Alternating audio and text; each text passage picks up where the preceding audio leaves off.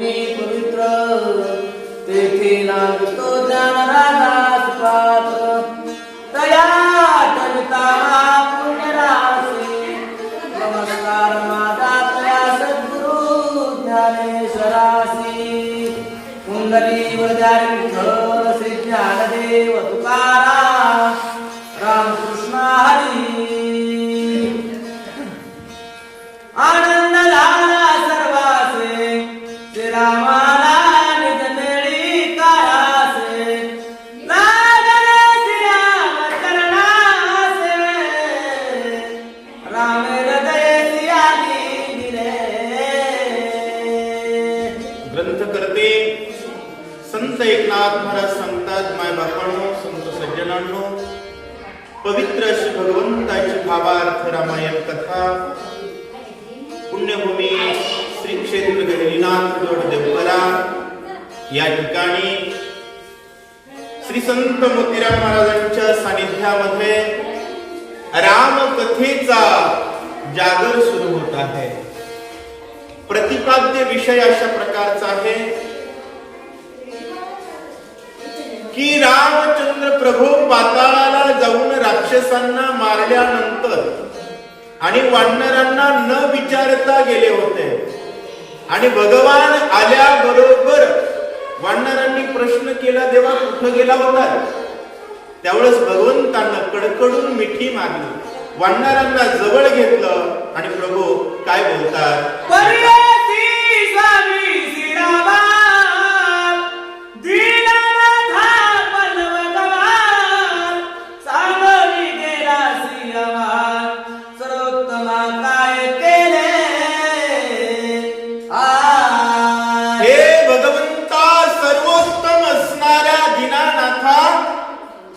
आम्हाला सांडून आम्हाला सोडून गेला, कुठं गेला आणि काय केला आम्हाला सांगा. तुझ्या पोटी होते जाणे एकासी तरी होते साजणे नपुसता घडणे जाणे उचित करणे हे नव्हे.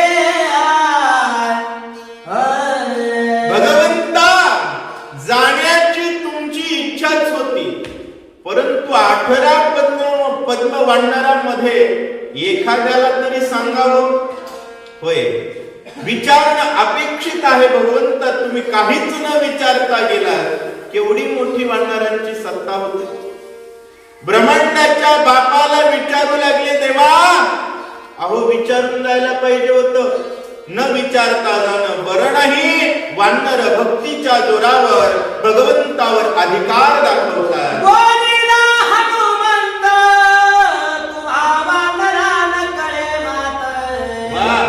अवतार रघुनाथ त्याशी सांगात काय करी. बजरंग बलींनी सांगितलं, वानरांनो, पूर्ण अवतार रामचंद्र प्रभू आहेत. त्यांनी कोणाला विचारावं हे बंधन आहे का? आणि त्यांना तुम्ही विचारलं नाही असं विचारणं योग्य आहे का? मोठ्यावर अधिकार प्रेमानं गाजवायचा असतो. वानर गाजवताय, पण प्रत्येकच गोष्ट मोठ्यानं विचारून केली पाहिजे असं काही योग्य नाहीये. हनुमानजी बोलताय, जो तुझी आती वाट पाहे त्याचे कार्य कधी न होय. यश कोठेची न लाहे श्रीराम पाहतय साधवे. आणि ग्रंथकर्ते संत एकनाथ महाराज सांगतात, माय बापांनो, जो दुसऱ्याची अपेक्षा पाहतो, कोणीतरी आपल्याला सहकार्य करेल आणि मग रामकथा होईल असं म्हणणाऱ्याच्या गावात कधीच होत. लक्षात घ्या, कोणतंही कार्य असो अंतःकरणात दृढ निश्चय करावा आणि आपण त्याच्यावर कटिबद्ध राहून मग कार्य होत असतं. अख्ख्या गावाच्या बैठका घेऊन सगळ्या गोष्टी होत नसतात. निर्णय घ्यायचा असतो, चालत राहायचं असतं, प्रभू यश देत असतात. हे तर स्वतः भगवान आहे. त्यामुळं एकांगवीर असणारे प्रभू रामचंद्र कोणाला विचारतील ही अपेक्षा करू नये असं बजरंगबली बोलतायत. श्रीराम एकला एकांगवीर न धरीसा दुसऱ्याचा धार तो वानरासी विचार पुसेसा चार हे नगरे. श्रीराम एकांगवीर आहेत, दुसऱ्याची अपेक्षा करतच नाही. आणि खरंय बरं का, कार्य करत असताना कोणीतरी मदत करेल आणि मी काहीतरी करेल असं झालं तर म्हातारं झालं तरी गोष्टी मिळत नाही. होय सुभाष महाराज, शेवटी निश्चय महत्वाचा आहे. प्रभू यश देतात, कार्य आडू देत नाहीत. श्रीराम एकांगवीर आहे. वनाला निघत असताना कोणाला म्हणले का गावचे 10-5 जण चला माझ्यासोबत, भीती वाटते एकट्याला, एकटीच निघाली.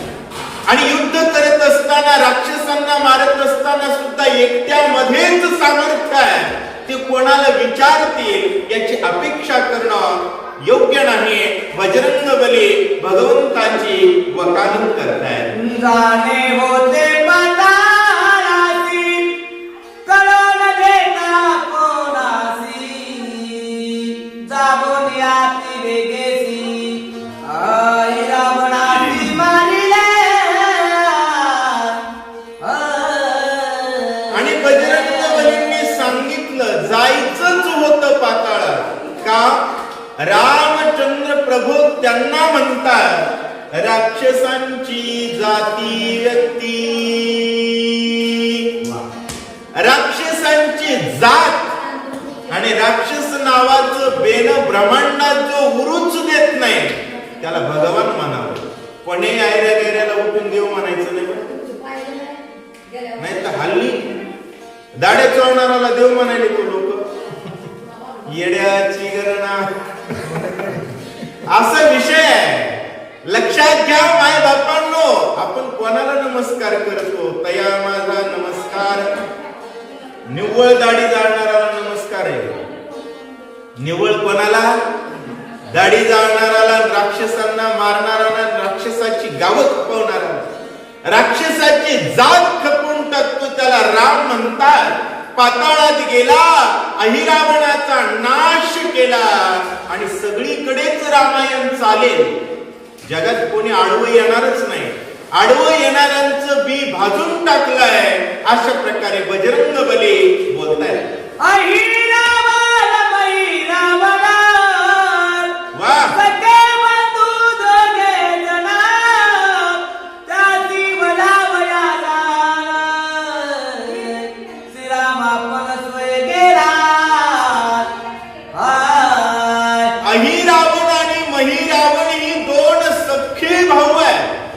आणि राक्षस आहे, त्यांना मारण्यासाठी प्रभू स्वतः गेले असं बजरंगबली बोलतात.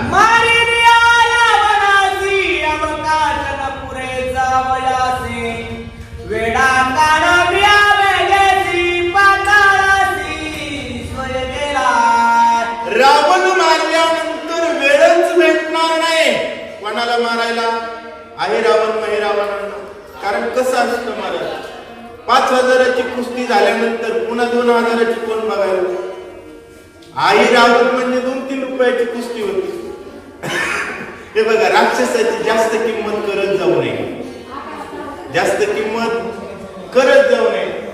तशा प्रकारे या ठिकाणी बजरंगबली म्हणतायत रावण मारल्यानंतर अहिरावण महिरावण मारणं याला भगवंताकडे वेळ नसल्यामुळं प्रभू अगोदरच काम करून आले असं सांगतायत. जरी जावे पुसोली आज जरी निवारू आम्ही कोणे गेला न पुसता म्हणून प्रकट जुजनी न करीचा. आणि जर विचारावं, होय प्रश्न जास्त असतात तर उत्तर कमी असतात. आता एखाद्या लोकांची बैठक घ्यायची, ठरवायचं, आम्हाला एक जण म्हणला घरोघरी जाऊन विचारा जमतंय का. म्हणलं तुम्ही घराच्या बाहेर निघा, बाकी सगळं जमतंय. ते गावाच्या बाहेर गेले की काम झालं. सांगण्याचा विषय आहे. सर्वांना विचारणं शक्य नाही. विचारलं तर विनाकारण वेळ जातो आणि ठराव घेऊन काम होत नसतात. लक्षात आलं का? काम ठरवायचं असतं आणि पुन्हा निर्णय जाहीर केल्यानंतर काम होत असतं. भगवंतानं निर्णय घेतला, पाताळाला गेले, अहिरावण महिरावण मारला आणि आता तुमच्या समोर लगा दर्शनाला बजरंग बली बोलतात.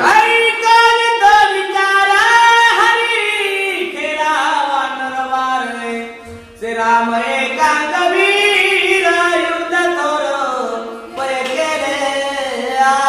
श्रीराम एकांग वीर आहेत आणि एकांग वीर असलेल्या भगवंतानं भयंकर मोठं असं युद्ध केलं. भगवंतानं युद्ध करून राक्षसांना मारलं म्हटल्याबरोबर वानरांना आनंद झाला आणि वानरांनी गर्जना केली. मला काय गर्जना केली? प्रभु रामचंद्र भगवान की जय. दुसरा कैसा हनुमंत म्हणून पुसेवा तरुणाचा ऐकोनी तयाची माता शिलगुणात सोय सागे. आणि कसं असतंय मला, काही जणांना कीर्तनापेक्षा कीर्तनातला विनोद आवडत असतो. सुग्रीव म्हणला, हनुमंता खाली दुसरा एक हनुमान गाठ पडला होता म्हण. काय खरे? मकर ध्वज भेटलेला बघितला, कुजबुज ऐकले, हनुमंतासारखं वानर होतं, तितकंच निबर होतं. ऐकल्यानंतर सुग्रीवानं प्रश्न केला, हा काय प्रकार आहे? आता भगवंत भक्ताची कथा सांगतात, ऐका कशी. वानर भार देला अहिरावण घालो निघाला, दोघा जना धरोनी वहिला गेला पाताळा घेवोनी. भगवान म्हणू लागले, अरे आपण सगळे झोपलेले असताना, सगळे झोपतात का? झोपवली आणि जागा राहणाऱ्याने सुद्धा झोपीचं सोंग घेतलं. नाहीतर राक्षस जनावर खाणारे जागे राम झोपला असं होईल का? शक्य नाही आहे. परंतु भगवान लीला करतायत. भगवंतानं सांगितलं, आपण निद्रिस्त असताना अहिरावणानं घाला घातला आणि आम्हाला पाताळ लोकांना घेऊन गेले असं सांगताय.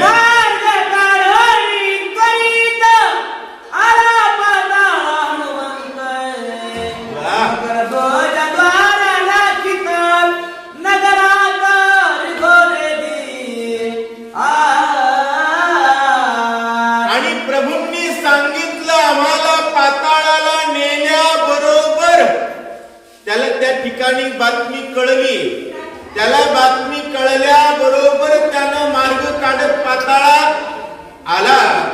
कारण हनुमंताचा धंदा आहे, जिथं राम तिथंच काम. लक्षात घ्या, जिथं राम तिथंच काम आणि जो राम तोच काम. दुसरा धंदा नाही. तो हनुमान माझ्याकडे आला.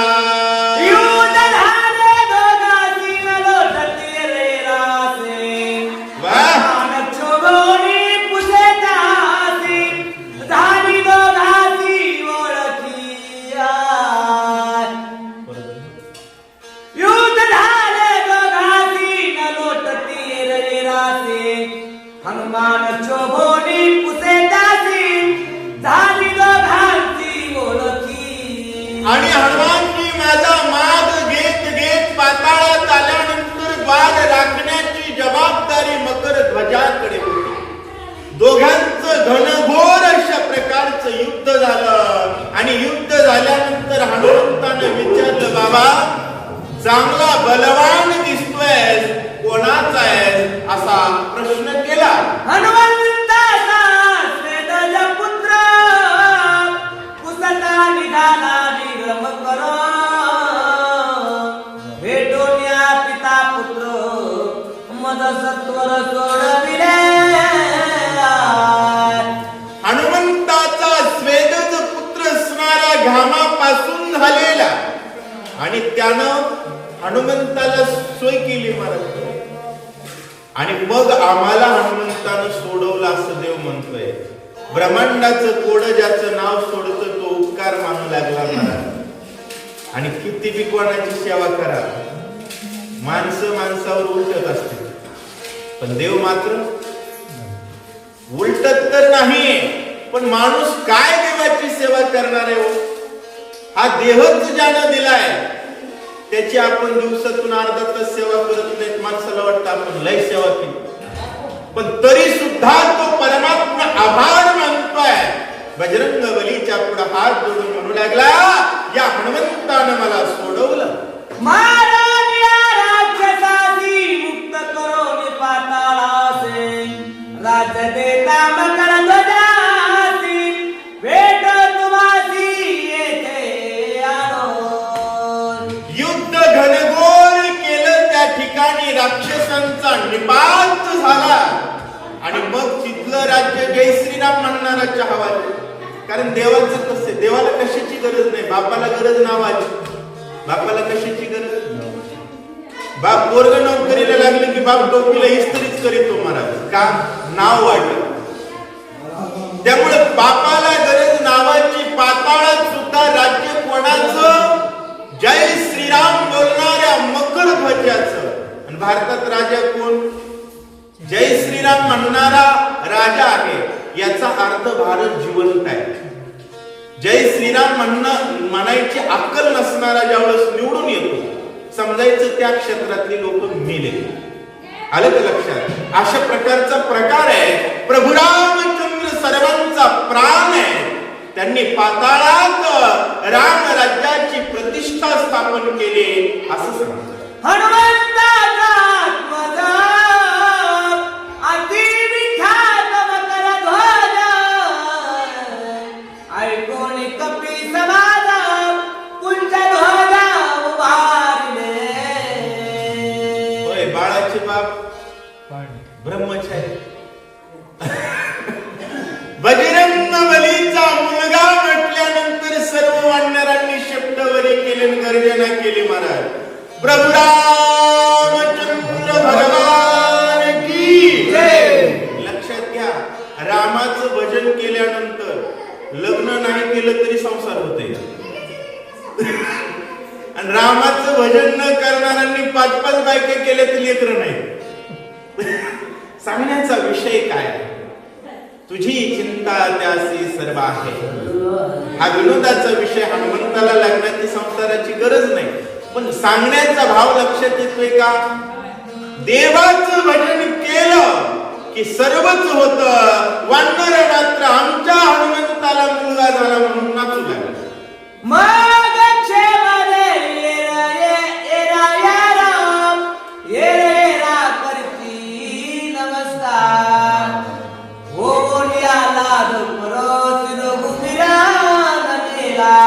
प्रत्येक जण एकमेकाला मिठी मारू लागलं, डोक्यावर घेऊ लागलं, नाचू लागलं, धक्के मारू लागले, बुक्या घालू लागले आणि पळत पळत यायचं भगवंताच्या पाया पडायचं. लक्षात घ्या, या गोष्टी कळल्या पाहिजे.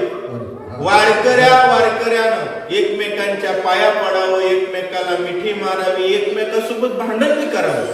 भांडण करणं वाईट नाही, रोज भांडण करा, पण भांडणारे दोघही देवाच्या दारात आले, काहीच वाटोळं होत नाही.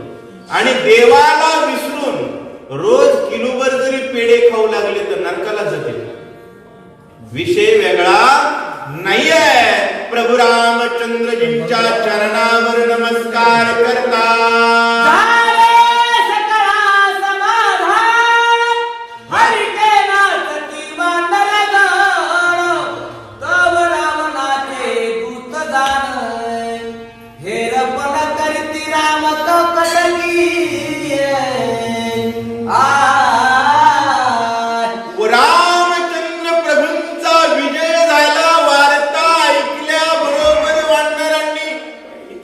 चालू झाले की वानरायचं रामकृष्ण हरी चालू झालं की नाही. विषय असा आहे, वानरांचं कामच आहे महाराज कोणतं? प्रभू रामचंद्र भगवान की जय. गर्जना ऐकली आणि रावणाचं गुप्तहेर खातं दचकलं. म्हणला बाप रे, मुख्य माणूस रात्री चुरून गेलताना आज जय श्रीराम म्हणायले, उद्या आपल्या रावणाला पुरीत ये.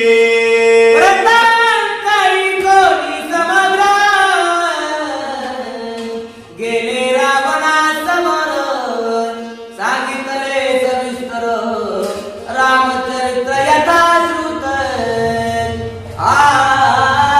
गुप्तहेर खात्यानं बातमी ऐकली आणि बातमी ऐकल्याबरोबर रावणाला म्हणले, हुजूर खबर काय बरी नाही आणि तुमची काय आता उरी नाही.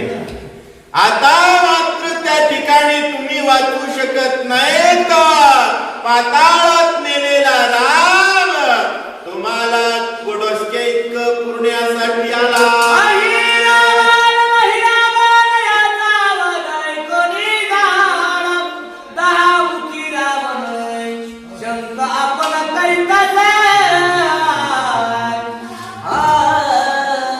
बातमी लागली महाराज, अहिरावण महिरावण मेले म्हटल्याबरोबर रावण ठण ठण ठण ठण ठण पुढं काय करू लागला, शिमगा करू लागला. तर बोंबलू शब्द वापरता येत नाही. रावण मोठमोठ्याने ओरडू लागला, म्हणला आता मला वाचू देत नाही. झाली सकळांची अवधी, आता काय करू बुद्धी लागली आधी रावणा. मनोरथ माझं सिद्धीला जात नाही आणि मी पाठवलेला एकही वाचत नाही आणि राम काय मला जगू देत नाही.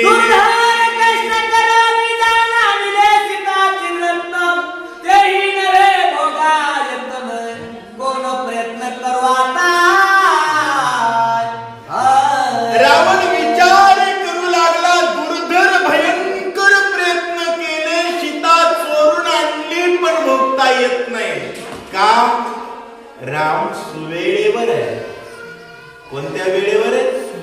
राम सुवेळेवर असले की रावणाची वाईट वेळ आहे. रावण म्हणू लागला, घरी आणले पण हात लावता येत नाही. नुसता हात लावण्याचा प्रयत्न केला तर 1,00,000 पोरं, 1,25,00,000 नातू आणि जनावरांसारखा मोठा असणारा कुंभकर्ण नाक कान कापून मारला. लाडक्या दिदीपासून सुरुवात केली. होय, राम राज्य आल्यानंतर जय श्रीराम म्हणणाऱ्या बहिणींना 1,500 आणि विरोध करणाऱ्या दादाच्या दिदीचं नाक कान कापल्यापासून सुरुवात केली. म्हणला आता मला वाचू देत नाही. वर्ष करील जनक धुरितेसी भोगिता मैथिलीसी केल्या कष्टासी परिहार. रावण विचार करू लागला, कष्ट केले पण म्हणला वाया. काय बायकोला सांगून बघू म्हणतो. बायाचं जमतंय, जमण्यात जमीते. आता बी लक्षात घ्यावं, त्याच ट्रेनिंग आहे. लव जिहाद मध्ये काय करतात, त्यांच्या मुलींना आपल्या मुलींशी मैत्री करायला लावतात आणि त्यांच्या मुली त्यांच्या मुलांचे ना आपल्या मुलींचे नाते जोडतात आणि वाटोळ करतात की आतापासूनच नाही, आवाज नको, हे आतापासूनच नाही आहे, हे केव्हापासूनच आहे, तेव्हापासूनचा विषय आहे. प्रभू रामचंद्रजींच्या पत्नीला फसवण्याचा रावण शेवटचा प्रयत्न करू लागला.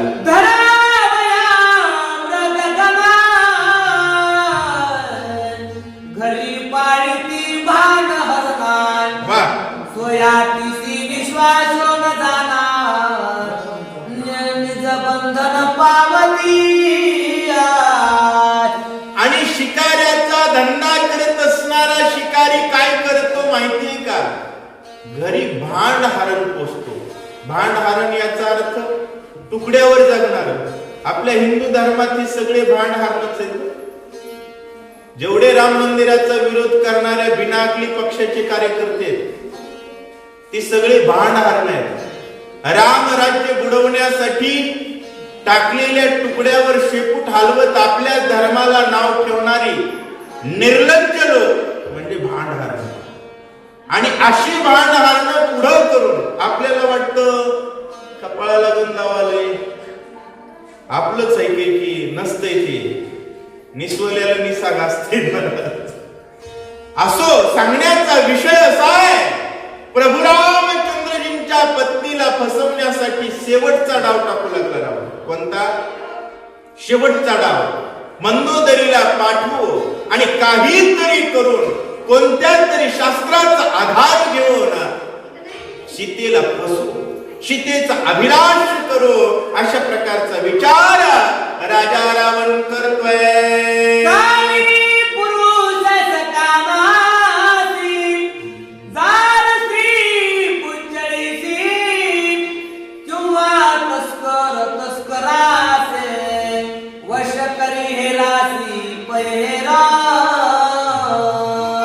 होय, हा विषय आहे.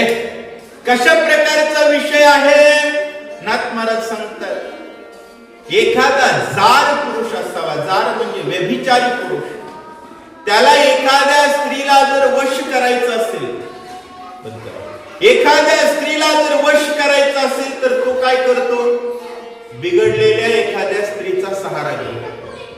आणि बिघडलेल्या स्त्रीची आणि चांगल्या स्त्रीची मैत्री असते आणि तिच्या मैत्रीने ती तिसरीकडे तिचा पाय पिसवण्याचा प्रयत्न करत असतो. अगदी तशा प्रकारे रावण करतोय. किंवा गुप्तहेर खात्यामधील इकडला हेर तिकडल्या हेराची माहिती घेऊन त्याला अटक करण्याचा प्रयत्न करतो किंवा परराज्यातली माहिती घेण्याचा प्रयत्न करतो. अगदी तशा प्रकारे करताय असं सांगतात.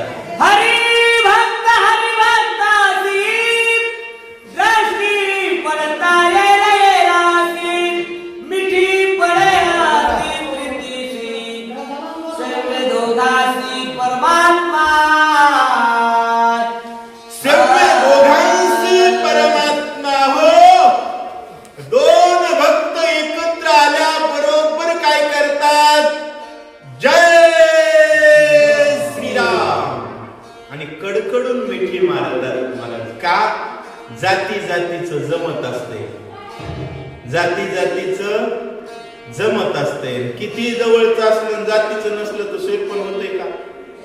तसंच आहे. हरिभक्ताचं जमतं, स्त्रीचं जमतं. फक्त दोन्ही जातीवंत पाहिजे. एक भांड भक्त आणि एक ओरिजिनल भक्त झाला की ओरिजिनलची फजिती होत असते. म्हणून नाथ महाराज उदाहरण देतायत. एक भांड हरिण जसं पाळतो तशा प्रकारे मंदोदरीच्या आश्रयानं सीतेशी व्यभिचार करण्याचा प्रयत्न रावण करतो.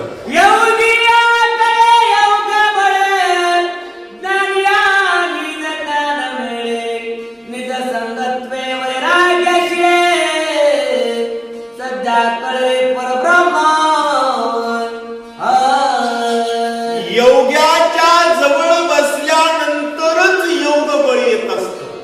बरोबर आहे. वैराग्यवान भक्ताच्या जवळ बसल्यानंतरच नित्य आनंद मिळत असतो. मोतीराम महाराजांच्या समाधी जवळ बसलं ना, ओरिजिनल परमार्थाची आठवण राहते. नाहीतर रोज 50,000 मोजणारा सोबत जर राहिलं वाटतं आपल्याला 500 तरी द्यावी, वाटतं का नाही? बंडी जाळ 10 रुपयासाठी ज्यानं बंडी जाळली त्यांच्याकडे बघितल्यानंतर वाटेल, मग पुन्हा वाटतं राव आपण त्यांच्या तुलनेत अच्छे.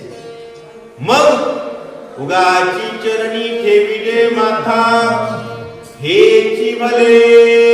तसंच आहे. विरक्ताच्या संगतीत वैराग्य येतं आणि वैराग्यानं ज्ञान येतं, ज्ञानानं भजन येतं, भजनानं भगवंत बनता येतं, आनंद मिळतो असं सांगतो. तेरी पतिव्रता पतिव्रतेसी वर्ष करी क्षणमातसी. वाह.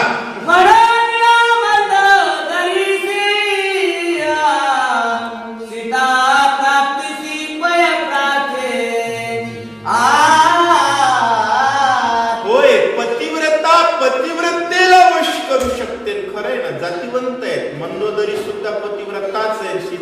सीता पतिव्रताच आहे. रावणाचा डाव कसा आहे? त्यांच्याकडून त्यांचाच काटा काढायचा. पतिव्रता असणाऱ्या मंदोदरीचा आधार घेऊन सीतेचं पातिव्रत्य नष्ट करण्याचा विचार राजा रावण करत आहे. ऐसे विचारोनी रावण निज कार्या सावधान, अत्यंत प्रीती करून निज कांगाला न पाचारे. अत्यंत प्रीतीनं रावणानं बायकोला हाक मारली. महाराज, लाडकी मंदोदरी. याला एवढा दिवस आठवली नाही, 6 महिने, पण आज आठवली. रावण आहे. एखादा माणूस गोड बोलला म्हणजे समजावं, नरड कापणार म्हणजे कापणार. काही जणांचं ठरलेलंच असतं. एखादा माणूस सरळ बोलला की माणसाला कधी तर आपल्याला तर भीती वाटते. एखादा कधी न बोलणारा आणि तिप्पट बघणारा तर गोड बोलला, समजावं हे आपली कुठीकडून तरी कातर लावतंय म्हणजे लावतंय. तशा प्रकारे रावणानं गोड आवाजात मंदोदरीला हाक मारली. अत्यंत नम्राती प्रीतीशी बोलता झाला मंदोदरीशी. तू सती पतिव्रता होती, माझ्या वचनाची दुपेची आय. अत्यंत प्रीतीनं प्रेमानं राजा रावण त्या ठिकाणी बोलू लागला. लक्षात घ्या, व्यभिचारी पुरुष पत्नीला सन्मान देतो त्यावेळेस पत्नीनं ओळखावं. त्यानं कुठेतरी तोंड काळं करायचा विचार. व्यभिचारी स्त्री ज्यावेळेस नवऱ्याला सन्मान देण्याच्या भावना व्यक्त करते त्यावेळेस समजावं. मी बोलत नाही, ज्ञानेश्वर महाराज सांगतात, कंताची मानसी निघोणी स्वैरिणी जैसी, रहाटे जारेसी जावयास जावया लागे. कंताची मानसी निघोणी स्वैरिणी जैसी. एखादी व्यभिचारी स्त्री जर सारखं पुढं पुढं करत असेल तर समजावं आपल्याला बाहेर घालून काहीतरी. ज्ञानेश्वर महाराजांची माऊलींच्या ओव्यात कुठे आहे?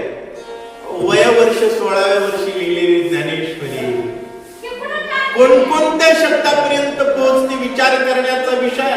नाथ महाराज सांगू लागले, प्रिय पत्नी असणाऱ्या मंदोदरीला प्रिय प्रिय कांते माझी आवडते स्त्री, अशा प्रकारच्या वल्गना रावण करत आहे. पतिव्रतेचा धर्म पूर्ण नुलंघावे पतिवचन, ऐसे आहे वेदवचन शास्त्र पुराण संमता. वेदाचं वचन हे आहे, शास्त्र पुराणाच्या संमतीचं वचन हे आहे की बायकोनं नवऱ्याचं ऐकलं पाहिजे. रावण शास्त्र सांगू लागलं. दुसऱ्याची बायको उचलून घरात आणून तिला बायको हो म्हणणारा नालायक बायकोला म्हणू लागला नवऱ्याचं ऐकावं लागतंय. मला खरं सांगू का, कोणाचं ऐकावं? ज्याला अक्कल आहे त्याचं ऐकावं, ज्याला अक्कल नाही ना मागं सरकून कामसुलीत लागावं म्हणून कोणी असं. परंतु कसं असतं, काही ठिकाणी सामान्य लोकांना अडकवलं जातं धर्माच्या सामान्य बंधनात. हनुमंताला धर्मपाश बाधा करतो का? कर्माचा कर्मपाश, ब्रह्मयाचा ब्रह्मपाश, बाधू न शक्य धर्मपाश. धर्मपाश म्हणजे असला असतो, मोठा भाऊ सन्मानाने, बारके नाडू बोलायचं नाही किंवा बापाचा विरोध पोरानं करायचा नाही, सामान्य धर्म आहे. नवऱ्याच्या पुढे बायकोनं जायचं नाही, सामान्य धर्म आहे. नवरा जर देवाचा विरोध करत असेल तर नवरा पालत घालून धुवायला अडचण नाही. ही कळत नाही, याला अज्ञानी म्हणतात. मंदोदरी पतिव्रता होती, पण अंतिम धर्म राम आहे ही ओळखण्यामध्ये कुठंतरी कच्चीच होती. बरं, असं रामायणात कुठंच लिहिलं नाही ते मी बोलतोय, पण परिपक्वपणे बोलतोय. मला माहिती आहे प्रभू रामचंद्रजींपेक्षा श्रेष्ठ जगात काहीच नाही, पण त्या प्रभूचा छळ करण्याबद्दल रावण तिला फसवतो.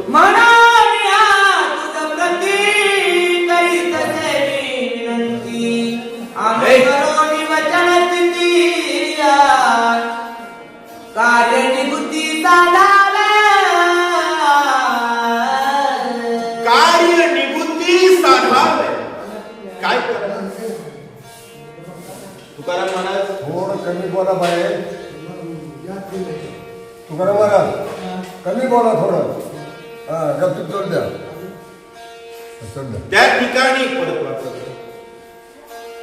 मनानिया तुझ प्रती करीतसे मी विनंती अनुसरोनी वचन स्थिती कार्य निबुद्धी साधावे.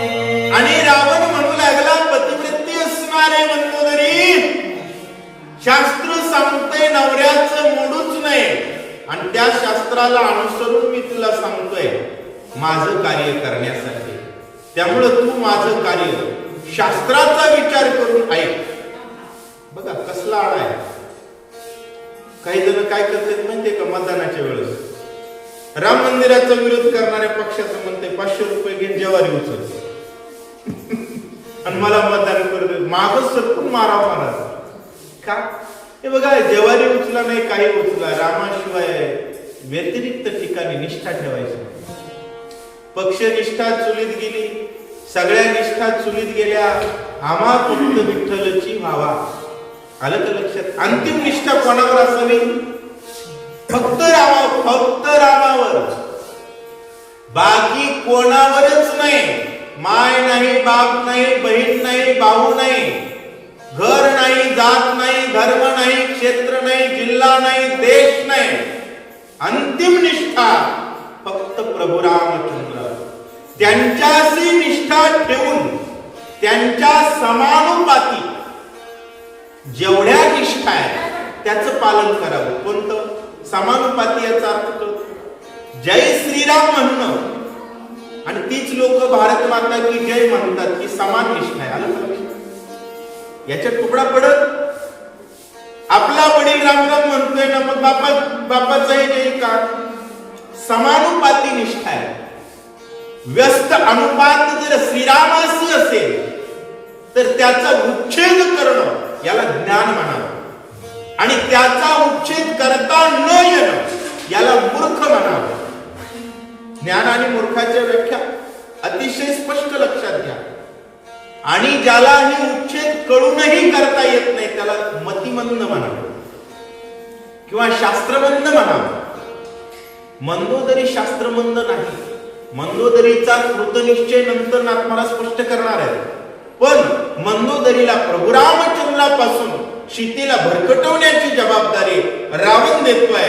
असं जर आपल्या प्रती कोणी करत असेल तर सावध राहावं. एवढ्यासाठी मी विश्लेषण करतो. जानकी भोगाची आशा चंत लागलीसे चित्तान ते कामना सिद्धी नवचता प्राणांत व्यथा होतसे.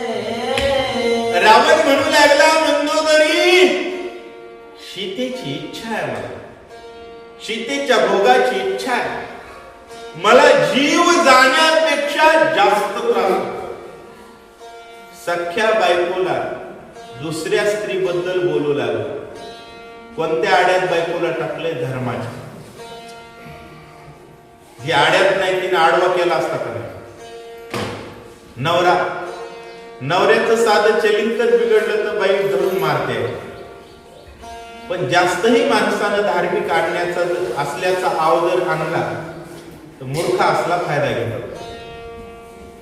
माणसानं चांगलं वागावंच, पण चांगलं वागणं ही जर आपली कमजोरी असेल तर दुष्टाला धडा शिकवण्याचं ज्ञान असलं पाहिजे.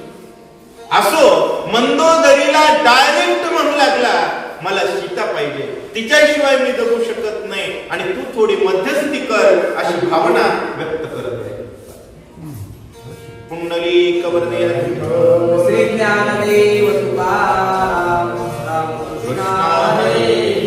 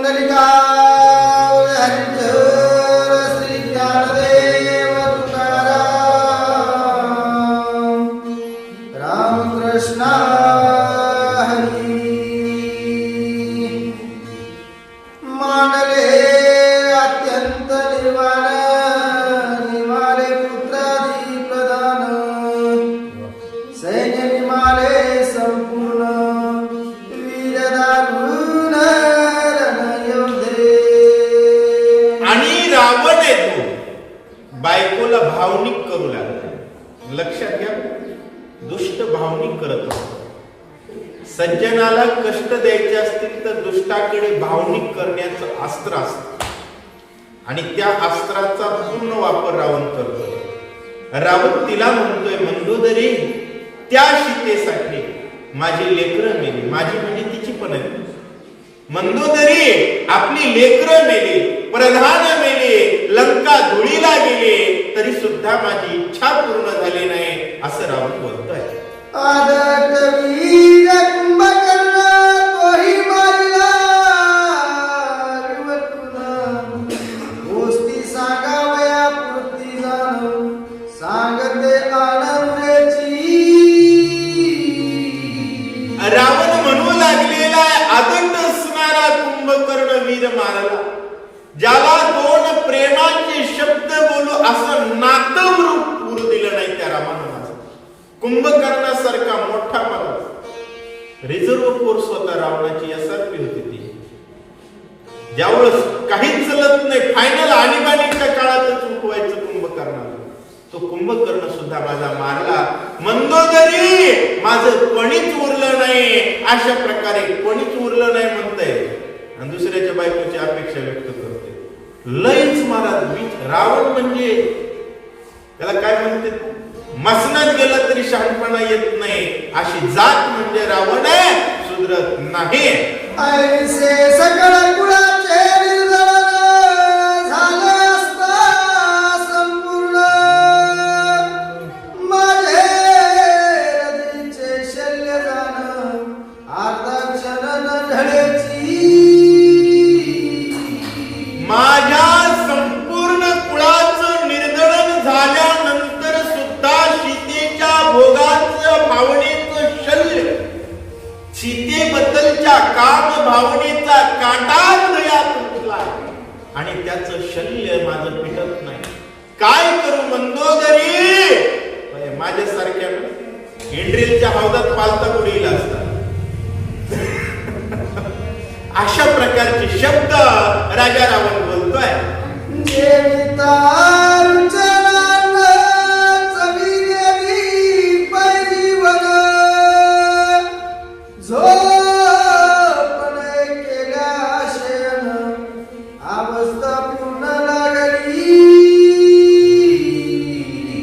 पूर्ण अवस्था लागलेली आहे, झोपलं तरी झोप येत नाही, जागर राहू तर जगणं शक्य नाही.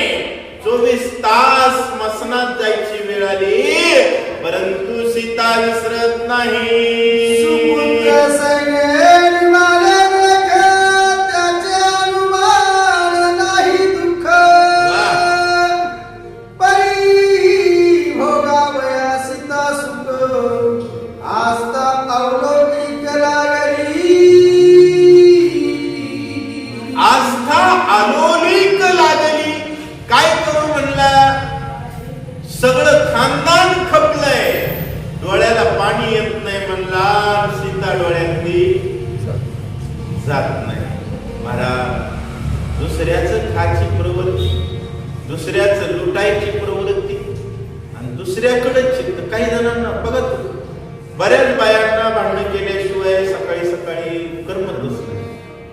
काही जणांच्या शेतात, स्वतःच्या शेतात किती माल होऊ द्या, दुसऱ्याच्या शेंगा आणते.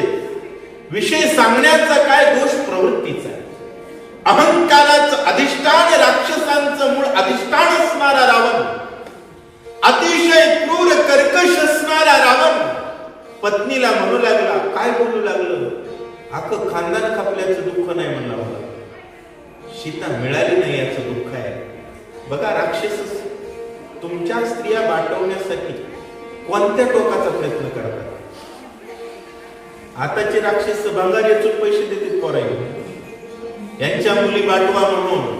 आता ज्यांना हलकं समजू नका, आणि भाऊ भाऊ म्हणणारे ते निवळ देत मला. विषयच सोडा, राक्षस कधी मित्र नसतो. रावणाची प्रवृत्ती ज्यात भरली आहे त्याला राक्षस म्हणत जावं. त्या अस्तेचे निरसन मंदोदरी तुझे जाण, मज होईल समाधान म्हणून विनवहन करीतसे. हात जोडू लागला महाराज, हात जोडू लागला. मंदोदरी, ती माझी आस्था पूर्ण होणार तुझ्याशिवाय, तुझ्याकडून मात्र होऊ शकते. तरी बघा, शक्य नाही त्या गोष्टीचा प्रयत्न रावण करतो. कुळाचा काटा निघाला तरी करतोय, सोडत नाही. याला दुराग्रह म्हणावा. आग्रह असावा माणसानं, पाया पडावं. तो मज भावा, तो मज भावा, वेळोवेळा भावा. राम मिळण्यासाठी कोणाचे तरी पाय धरावे, कोणाचे तरी नाही, कोणाचेही धरावे. परंतु रामाशी शत्रुत्व करण्यासाठी, त्याच्या पत्नीला भ्रष्ट करण्याच्या भावनेनं स्वतःच्याच बायकोचे पाये रावण धरू लागला असं सांगतात. तू सती पतिव्रता लंगेसी पती वचनात सांगोलिया निज महत्व शरण तत्वता तुझा रावण म्हणू लागला, मंदोदरी, तू माझं वचन उल्लंघनच करत नाहीस, तरी सुद्धा मी माझ्या पती देवाचं, पती धर्माचं महत्व सोडून, लंकेचा रावण आहे ही अहंकार सोडून तुझ्या पाया पडतो. पाया पडतो याचा अर्थ सुधरला असा होत नाही. बरेच लोक पाया पडतात, माणसाला वाटते सुधरलं काही. हा, ते कडूजर, ते कडूजरच असतं. रावण किती कडूजर आहे, बायकोच्या पाया पडायला तयार आहे, पण सीतेला भरकटवण्याच्या भावनेपासून पराभूत आहे का? सीतेला कुठंतरी, सीता म्हणजे कोण? भक्ती. बरं, सीता म्हणजे श्रीरामाच्या भक्तीला सीता म्हणतात. आणि भक्तीला कलंकित करण्याची भावना ज्याची आहे त्याला रावण म्हणतात. आणि जेवढे जेवढे गदडे राम भक्तीपासून तुम्हा आम्हाला दूर करण्याचा प्रयत्न करतात, ते सगळे रावणाच्याच अवलादीचे. कारण आपल्या अंतःकरणात रामाबद्दल असलेली भक्ती म्हणजे सीता आहे, आणि त्या भक्तीला व्यभिचारात प्रवृत्त करण्याचा प्रयत्न रावण करतो. कार्य साधावे संपूर्ण मनोनी धरिले दोन्ही चरण सांगोलिया राज्य चिन्ह तुझं विनवहन करीतसे. रावण म्हणू लागला, मंदोदरी, मी राजा आहे, माझ्या राज्य भावनेची राजचिन्ह सोडून तुझ्या पाया पडतो, तुझी विनंती करतो. तुझं राज्य राहणार आहे का? उद्या तुला मसन वाटेत पुरायची वेळ आली. तरी सुद्धा म्हणू लागला, मी राजा आहे, या भावनेचा त्याग करतो, तुझ्या पाया पडतो. अशा प्रकारे राजा रावण मंदोदरीला बोलतोय. कामासिया तुडला संपूर्ण तोल पाहे मना मानापमान स्त्रियेसी धरित चरण लज्जा रावण मानिन. नाथ महाराजांनी सांगितलं, असं निर्लज्जासारखं कोण वागतं? कामासी आतुडला संपूर्ण. एखादा व्यक्ती जर कामी झाला तर ते कोणाच्याही पाया पडतं बरं का? एखाद्या रस्त्यावरच्या स्त्रीला सुद्धा म्हणतोय, मी तुझ्या पाया पडतो, पण जरा माझ्याकडे बघ की. एवढा सुंदर राम सोडून कशाला कोणाकडे बघायचं? काम धरू नये आणि राम सोडू नये, एवढं कळलं की माणसाची मान वरी राहते आणि जग पाया पडते. आणि राम सोडला आणि काम धरला, बायकोच्याच पाया पडू लागलं. महाराज म्हणत, बायको तेवढं माझं काम ऐको. निवारण वेयसी स्वयं लागली चरणासी भाग्याले जी फळासी निज कार्यासी आज्ञा पिले. रावण मंदोदरीच्या पाया पडला. मंदोदरी चतुर होती, रावणाला पाया पडू दिलं नाही. आणि म्हणले, आज भाग्य पळलं, कारण नवरा काहीतरी काम ज्याला आपण देव म्हणतो त्यानं सेवा दिल्याशिवाय देवाची सेवा घडत आलं का? तुम्हाला भारताची सेवा करायची तर तुम्ही ज्या गावात राहतात त्या गावाची करा. सेवा कोणाची आहे?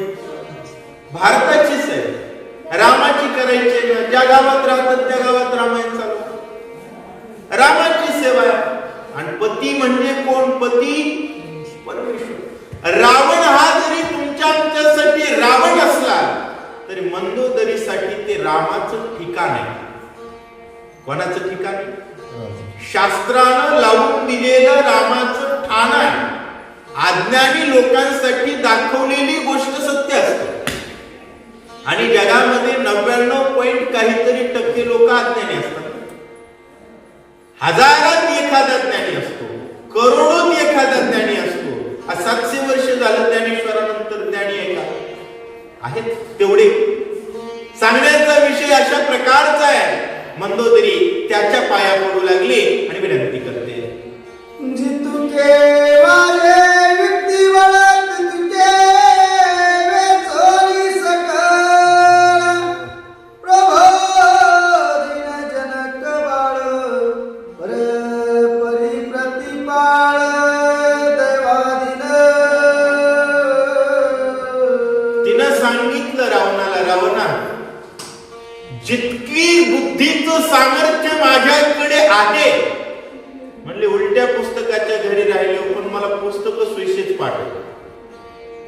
जमल पुस्तक कळत नाही, काही जणांना कळत असेल, काही जणांना कळत नाही. मंदोदरी म्हणू लागली, रावणा माझ्या प्रयुक्तीनं जेवढा प्रयत्न आहे, 4 वेद 6 शास्त्र आणि 18 पुराण म्हणजे सुविशेष पुस्तक, आणि ही 18ही पुराण हरीशी गाती. त्या रामाचा विरोध करणाराची जेवढी पुस्तक आहे ती उलटी. रावणाचं पुस्तक उलट आहे. रावण वेदाचा विभाग करतो म्हणजे वेदाला अमान्य करतो. मंदोदरी वेदाला मान्य करणारी. मंदोदरी सांगते माझ्या प्रवृत्तीनं, माझ्या शास्त्र सामर्थ्यानं, बुद्धी सामर्थ्यानं, कौशल्यानं सर्व प्रकारे रावणच राम म्हणण्यास योग्य आहे असं भरकटवून सीतेला तुमच्याकडे आणण्याचा प्रयत्न करेल. यश मिळेल असं म्हणत नाही. ती प्रारब्धाच्या अधीन आहे असं रावणाला. ऐसी रावणासी एकांती संवादोनी महासती आली निजधामा प्रती होते चित्ती ते झाले. आणि हे लक्षात घ्या बरं का, पता नहीं किस रूप में आके नारायण मिल जाए. बरोबर आहे. तुमच्या मनात जी भावना आहे प्रभू त्या पद्धतीत भक्तावरती कृपा करणार. मंदोदरीच्या मनात बरेच दिवसापासून सीतारूपी संताच्या भेटीची अपेक्षा होती. आणि लक्षात घ्या, हरिप्राप्तीचे उपाय धरावे संताचे ते पाय. नवराच देवाचा शत्रू आहे तरी सुद्धा सीतारूपी भक्ताच्या भेटीची अपेक्षा होती. पण नवऱ्याला म्हणता येत नाही मला सीतेची भेट घ्यायची.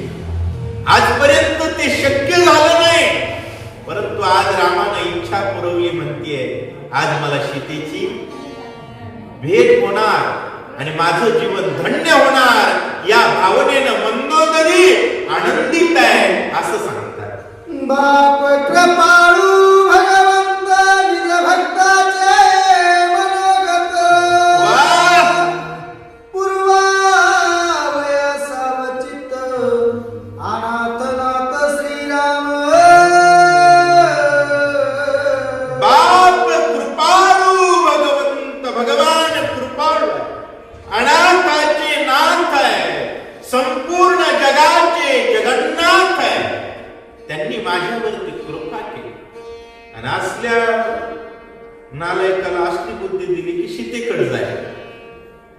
आपल्याला एखाद्याला जर म्हणलं जा मोतीराम महाराजांच्या समाधीकडे, आनंद वाटतो की नाही?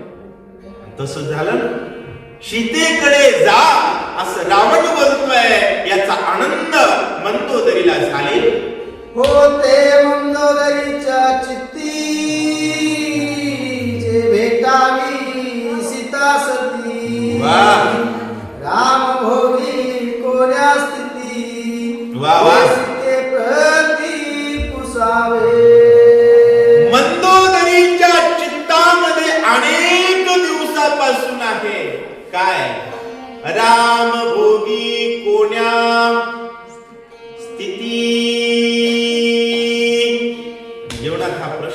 विचारावं, प्रत्येकानं विचारावं. प्रत्येक संताला विचारावा, तुम्ही राम रूपाचा आनंद कोणत्या पद्धतीत घेतात. माय बाप, खूप मोठा प्रश्न आहे, अफाट मोठा प्रश्न. रामाचा तू आनंद कसा घेतेस? कारण आनंदाचा कंद राम आहे, आनंदाचा आधार राम आहे, आनंदाचं अधिष्ठान राम आहे. जसा कोणाच्याही खिशातला पैसा हा रिझर्व्ह बँकेचा आहे, कोणाचा आहे, तसं जगातल्या कणकणात भरलेल्या आनंदाचं नाव राम आहे. जगातील प्रत्येक कणकणात, मनमनात, रगरगात, नसनसात जो आनंद आहे, त्या आनंदाचं अधिष्ठान राम. आणि त्या राम रूपाचा आनंद तू कसा घेतेस हे मला कळावं, हे विचारण्याची भावना मंदोदरीच्या मनात होते आणि ती आज माझी पूर्ण होतीये.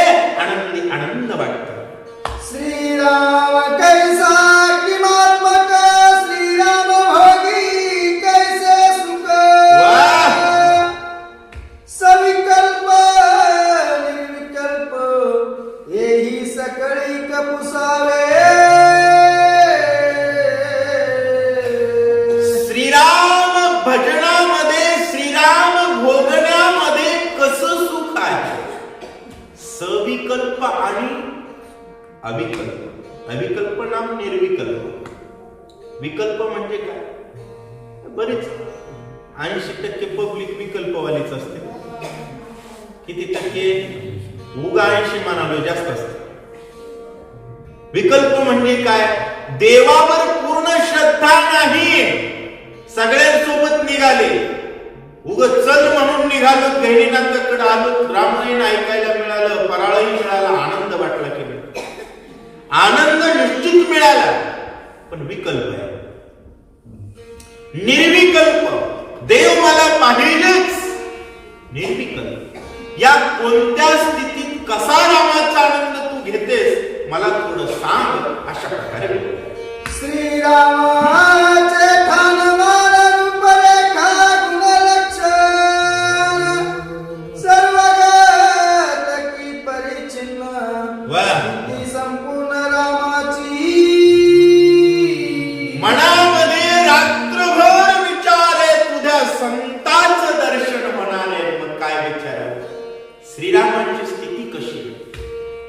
काय कशी आहे स्थिती? सर्वगत आहे की परिच्छिन्न आहे? परिच्छिन्न शब्दाचा अर्थ होतो एकदेशी. एकदेशी याचा अर्थ काय होतो? वैजनाथ महाराज गहिनीनाथ मंदिरावर आहेत म्हणजे इतर कुठं नाही, याला परिच्छिन्न म्हणतात. सर्वगत म्हणजे काय? होय, भारत, देवकरा म्हणजे भारत, गुट्टेवाडी म्हणजे भारत, बीड म्हणजे भारत, लातूर म्हणजे भारत, मुंबई म्हणजे भारत, आहे की नाही? कलकत्ता म्हणजे भारत, दिल्ली म्हणजे कुठेही गेलं तर याला म्हणावं सर्वगत, सर्व सत्ताधीश, सर्व ठिकाणी रामच आहे. राम नाही असं काही आहे का? विठ्ठल जळी स्थळी भरला, रीता ठाव नाही. यापैकी सत्य कोणतं आहे? बघा, सर्वगत म्हणावं.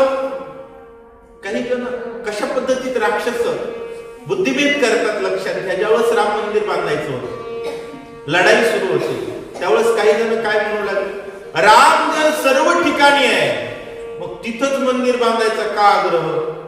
गावोगाव बांधायचं. सर्वगत आहे तर मग परिच्छिन्न, परिच्छिन्न याचा अर्थ होतो अयोध्येत, व्यापक याचा अर्थ होतो सर्वगत. आणि मंदोदरीचे प्रश्न कोणते आहे? सर्वगत की व्यापक? कोणता आहे? देव असा म्हणणं अज्ञान आहे. देव असा म्हणणं अज्ञान आहे आणि देव तसा म्हणणं महाअज्ञान आहे. मग देव कसा? वेदालाही नाही कळला अंतपार, ज्याचा कानडा राजा पंढरीचा. भगवान कसाही कोणालाच कळलं नाही, कोणालाच कळला नाही असा देव. तिला विचारू जी भोगतीये. कारण कोणाला विचार गहिनीनाथ मंदिरावरच्या प्रसादाची चव कशी आहे कोणाला विचारायची? ज्यानं खाल्ली त्याला. सीतारामांचा आनंद घेतीये तो राम कसा आहे मला बघायचा आहे.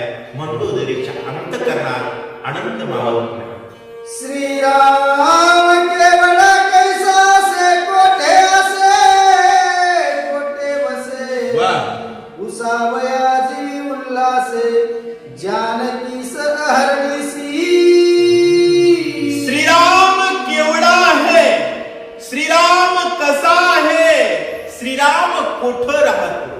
राम साधूची स्थिती, राम साधूची वृत्ती, राम साधूची गती अशी उभी आहेत ना. श्रीराम भेटी सत्संगे, राम सत्संगा आकुडला, राम सत्संगा विकला मागे पुढे झाला असं. राम राहिला सत्संगे. आलं का लक्षात? राम कसा आहे, राम कुठं राहतो. माय बाप, प्रत्येकाच्या जीवनात हे प्रश्न असले पाहिजे. लोकांच्या जीवनात एवढेच प्रश्न. उद्या कोणाचं मुंडकं मोडायचं आणि किती खोडदा जमा करायचं. उद्या कोणाला धरायचं आणि किती काढायचं. वाघात गोळा केलेले गतुडे इथंच आहेत आणि तू यमाच्या दारात रटेखाला हजर होणार आहे. तू नीट राही जरा. लक्षात घ्या, आपण जाणारे आहेत, राहणारे नाही. अज्ञानी जीवाचं कसं आहे लक्षात घ्या. जाणारा असताना राहण्यासाठी घर बांधतो. अज्ञानी कोणाला म्हणून जाणार आहे 100% सत्य. याचा बाप गेलाय, याचा आजा गेलाय, याचा पंजा गेलाय, याचा खापर पंजा गेलाय, तरी याला वाटतं मला राहायचंय, तरी याला वाटतं मला राहायचंय. याला म्हणावं मूर्खपणा. जो ज्ञानी आहे का तो गतुड बांधत असतो. काय करतो? गतुड बांधत असतो. गतुड कोणतं आहे मराठी? ऐकलेलं रामायण हे गाठोड आहे, केलेलं भजन हे गाठोड आहे. आणि गावोगावच्या लोकांनी थोडं थोडं गाठोड बांधावं म्हणून ही माधवगिरी चालू केली. ते पिगमेवाला फिरते का प्रत्येकाच्या दारात 50 रुपये, 10 रुपये, 20 रुपये. तसं आमचा धंदा सुरू केलाय आम्ही. 2 भाकरी द्या, 1 भाकरी द्या. कोणासाठी? 1 रोटी देगा उसे 1 बेटा होगा. अहो माय बापांनो, दोन्ही बाजूने कल्याण आहे. कारण सुखाचे व्यवहारे सुख लाभ झाला. ही बँक आहे, अकाउंट काढायचा धंदा सुरू आहे. कारण जनधन अकाउंट आहे. कोणतं आहे? जनधन अकाउंट आहे. प्रत्येकाच्या खात्यात पैसा आला पाहिजे. रामकृष्ण ध्यानी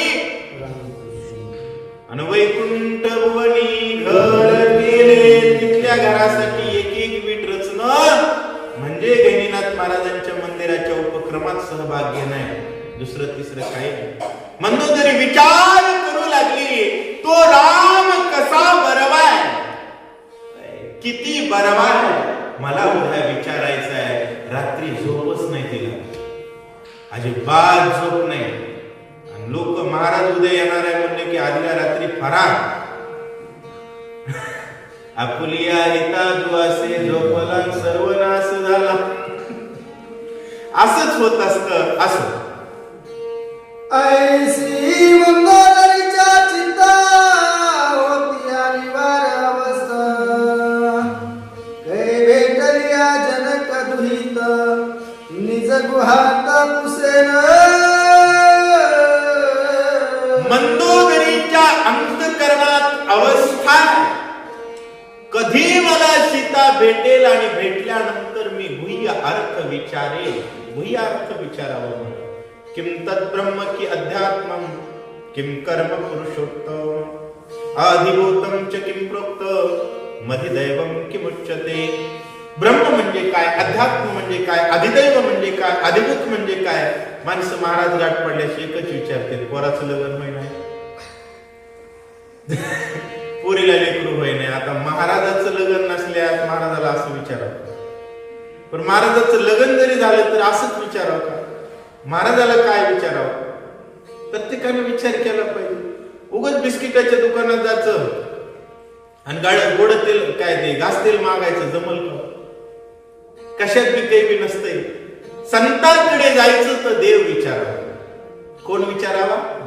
देव विचारावा. मायबाप कोण्या दुकानात गेलो तर काय मागायलो ह्याच तरी भान असलं पाहिजे. मंदोदरी भानावर होती. मंदोदरीला माहिती होत तिचा नवरा देव आहे आणि तो देव मला कळला पाहिजे म्हणून झोपत नाही. अवचटे सीता सती हातीची गेल्या निश्चिती. कोणा पुसावी निज गुहा स्थिती. चिंता चित्ती अनिवार झोप येत नव्हती महाराज मंदोदरीला. का? सावध झालो हरीच्या आलो जागरणा. राम मिळावा, राम कळावा आणि राम सांगणारा गावात आल्यानंतर झोपणारा. कसं कल्याण होईल? आधीचे लोक हुशार होते. महाराज मारुतराव महाराज येणार आहेत म्हणलं तर 12 गावचे लोक जमा होते. आता महाराज 12 तास बसला, 12 तास आरडला तरी 12 लोक येत नाही. कारण कपाळाची 12 वाजली. लक्षात घ्या, सावध असलं पाहिजे. रावणासारख्या राक्षसाची बायको होती पण विचारू लागली सीता हातात ती गेल्यानंतर मग काय फायदा आहे असा विचार. भाग्य भेटल्या साधुसी अवश्य पुसावे निज गुहासी. सुरू आहे का? जाणून जो होय उदासी पाप त्या पासी खतेले. नाथ महाराज सांगतायत भाग्य भेटल्या साधुसी आणि अवश्य पुसावे कशाशी? सोयी. स्वतःच्या हिताचं बद्दल विचार, परंतु हे विचारायचं सोडून देऊन हे लोक काय म्हणते एकटच येडा आहे, त्याला काही धंदा नाही. माझं म्हणे ना तुकाराम महाराजापासून असलंच. बरोबर आहे. एकटं येडा आहे, त्याला काही कळत नाही, त्याला कोणी विचारित नाही, त्याला सगळे कोण टाकून दिले. काही बी म्हणते बाबा त्याचं कसं का होईना, आपलं काय हे जर त्याला कळत असेल तर विचार. काय विचार? आणि ते विचारण्याचा विवेक ज्याच्याजवळ नाही, त्याच्याजवळ काय विवेक नाही तर नाथ महाराजांनी सांगितलं त्याच्याजवळ खतेल पाप आणि ते पाप त्याला स्वतःच्या हिताबद्दल विचारायची बुद्धी येऊ देत नाही असं सांग. बहुकाळ जासी खता चढे साने तोडिता तो ना झडे. लोहासे कठीण गाडे करी रोकडे मृतिका. होय, जर खतेल पाप आणि पापाचा संचय जर जास्त असेल तर काय होतं? मला सुधारायला जाणाराची माती होते ना, त्याचा मोती होत नाही पण नादाला लागणाराची माती होते. एवढा हिरा आयरणीवर घाव घातला तर काहीच होत नाही पण ढेकळाच्या संगतीत वाया जातो. तसं ज्याच्याजवळ पाप आहे, ज्याच्याजवळ पाप आहे त्याला मात्र स्वतःच्या कल्याणाची बुद्धी येतच नाही, कारण तो विवेकच नाही. विवेक कशाला म्हणावं? काय करावं? विवेकाची व्याख्या खूप सोपी आहे. काय करावं काय करू नये कळणं म्हणजे विवेक. आणि संत तीर्थ विवेक असं नाही की गुरु तीर्थ ज्ञान, ज्ञानी आत्मदर्शन, दर्शनी समाधान अधीर.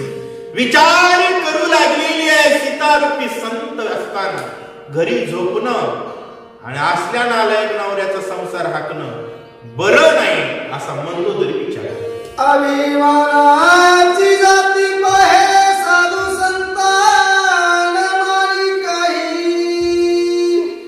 ज्ञान गर्वे उडाले तेही शुद्धी नाही तयाची. अभिमानाची जात आहे, अभिमानाची जातीप आहे आणि स्वहिताचा विषयच नाही मला, स्वतःच्या हिताचा विचारच नाही. मला अर्ध विसरलो. स्वहिताचा विषयच नाही. साधू संता न विचारे काही. ज्ञान बुद्धी त्याची बुडून गेलेली आहे आणि त्याच्या ज्ञान बुद्धीचा शोध लागत, कारण अभिमानाची जातच अशी आहे. साधू संताला तो विचारितच नाही. त्याला वाटतं राव मी एवढं कमवालोय आणि हे बोंबलत फिर आले. ज्याची त्याची कमाई आहे बाबा. ज्ञानदेवा गोडी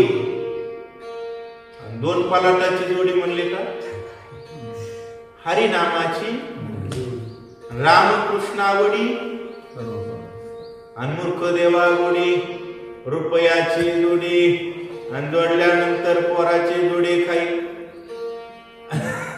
बरोबर आहे ना. अहो काही करा, भगवंताच्या भक्ताचा अनादर करणं हे अभिमानाच्या जातीचं लक्षण आहे आणि त्या लक्षणाने व्यक्ती अधोगतीला जातो. असं संत एकनाथ महाराज ओव्या मध्ये घालू पुन्हा पुन्हा दिसते, हातोडा घालू मूर्ती बनवली जाते. तसं पुन्हा पुन्हा लोकांना ठोकू ठीक करण्याचा प्रयत्न नाथ महाराज करतायत. पण लोक इतके चतुर आहेत, जवळच येत नाहीत. नाथ महाराज तुम्ही काही करा, जवळ आलेल्याला नीट करता येईल, लांबूनच शिवाय देऊन जाणारच काय, असा विषय आहे. मनुष्य देहाची निज प्राप्ती सिनता न पवे लक्षांती, तेही विकल्प चित्ती तोही माती पडली ती. पहिली गोष्ट लक्षात घ्या, 20 लाखाचं मुद्दल घालून जर धंदा केला, उभा केला, तर धंदा सोडून पळावता. 150-200 रुपयात सुरू झालेला धंदा बंद पडला तरी काही वाटत नाही. पण करोडो रुपये घालून धंदा उभा केला तर शहाणा मालक सोडून जात नाही. येडं बोंबलत तसंच आहे. 84 लक्ष एवढी झटके खाल्ल्यानंतर मनुष्य देह मिळतो आणि एवढे झटके खाऊन मिळाले, विकल्पाने मातीत जातो. संत वाटतो तरी मन मानित नाही, कारण जवळचं पाप दूर जात नाही.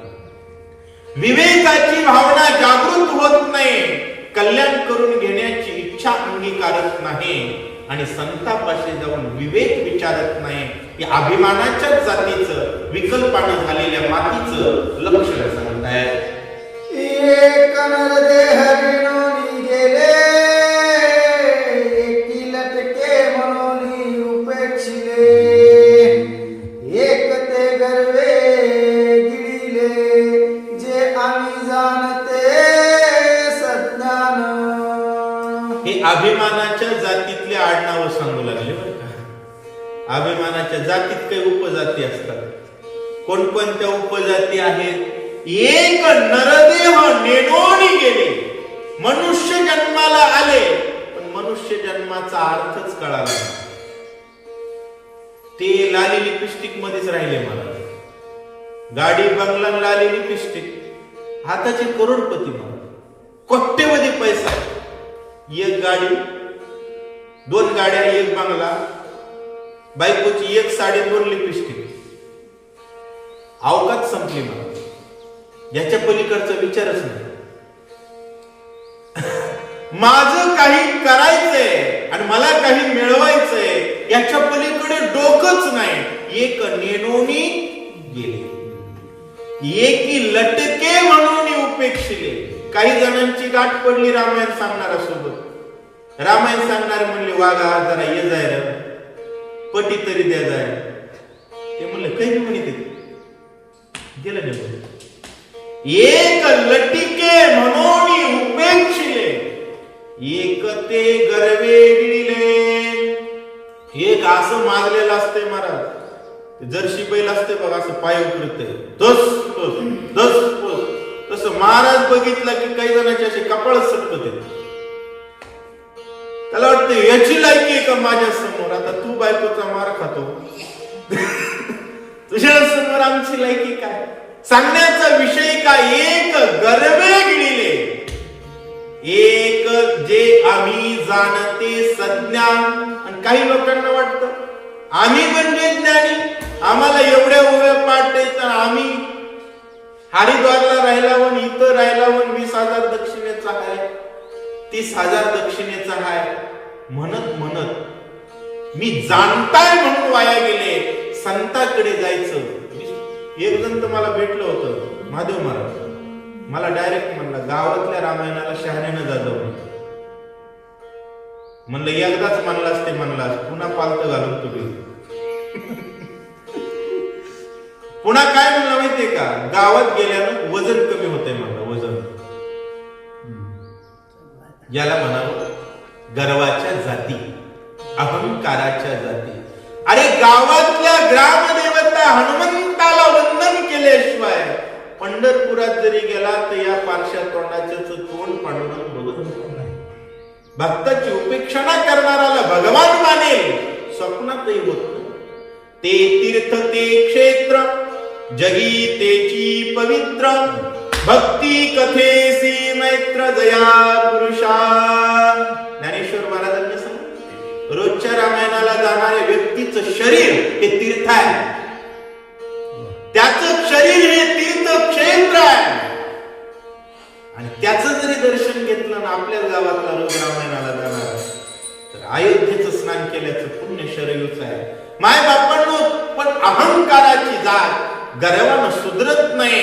वाटूळ स्वतःच तर करते पण परमार्थिकांना त्रास दिल्याशिवाय राहत नाही असं सांगतो. एकते साधनी टकले, अपमानिती सैरा भरले, एक करू करू म्हणता गेले, करणे राहिले तैसेची.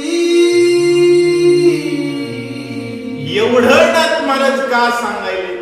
प्रत्येकाने विचार करावा आपण नेमके कोण्या हिशोबातले आहोत. बरोबर आहे का? एक ते साधनी ठकले. काही जणांच्या डोक्यातच राहत नाही, कुठेही बोलत, कुठेही गेलं की नवस बोलत आहे. तुम्हाला कुठेही नवस बोल, नवस करा, हे करा, ते करा. साधन एका साधनावर स्थिर राहत नाही, अनेक प्रकारची साधनं करतात. अरे बाबा रोज हरिपाठ आहे, हरिपाठात सांगितले नामा परते तत्व नाही रे अन्यथा. परंतु अनेक साधनांच्या खटाटोपीत जातात. बरेच लोक म्हणतात महाराज तुम्हाला कळत नाही, आमचं वेगळंच आहे. बरोबर आहे? बकरी फिकरी कापणाऱ्याला जर सांगायला गेलं ते म्हणते महाराज तुम्हाला ह्याच्यातलं काहीच कळत नाही. अवघड आहे ना. एक ते साधनी देव म्हणून बकरी कापिते आणि यम ह्याला धरून कापील का नाही? उभं आडवं सगळ्या पुढे करते महाराज. यम येते चांगल्या चांगल्याला रट्टे देते, बकरी कापणाराला फेल होईल. असो एक ते साधनी ठकले, आप मती सैरा भरले, स्वयंबुद्धीचे बाही निघाले तयाची शुद्धीच नाही. अशा प्रकारचा विषय आहे. आणि दुसरे एक करू करू म्हणता गेले. काही लोकांना ते म्हणलं रामायणाला चला, महाराज तुम्ही चला, आलावच म्हणते. 5 वर्ष झालं आणखी आलं नाही. आणि काल परवा गेलं आणखी आलं, ते आलं नाही. पण त्याच्यासाठी यम आला, म्हातारा उचलून न्याला, पोटभर मारला तरी सुधरला. अशा प्रकारचा विषय या सगळ्या जाती कोणाच्या अहंकार. जो म्हणतो ना मला रामकथेसाठी वेळ नाही, रामकृष्ण हरी म्हणायला वेळ नाही, त्याच्यासाठी यमाकडे वेळच वेळ आहे. इतका वेळ आहे की 184 एवढी जरी जन्मला तरी मार खाता चुकत नाही म्हणतात. पोटी आणि वाराईशे स्थिती, ज्ञान निर्मिती लोकाप्रती, वा जीविका त्यावर घात निश्चिती स्वयंची केला, स्वतः ज्ञानी असल्याचा आव आणतात आणि आव आणलेल्या अवडंबरावर, लक्षात घ्या बरं का, आव आणलेल्या अवडंबरावर जीविका करतात. जीविका होणं आणि जीविकेसाठी करणं दोन्हीतला फरक लक्षात येतोय का? साधना विरहित स्मरण भक्ती ते जाणावी अवघी भ्रांती, नटाचे परिवृथा नटती रिकामती साधने.